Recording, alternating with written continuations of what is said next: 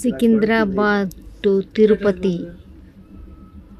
వెళ్తున్నాం చూడండి. రైల్వే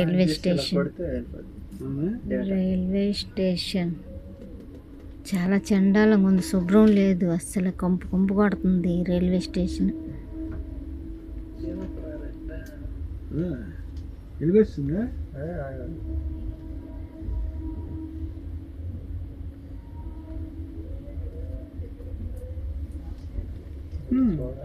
ఇక్కడ ఒక ట్రైన్ ఉంది, అక్కడ ఒక ట్రైన్ ఉంది.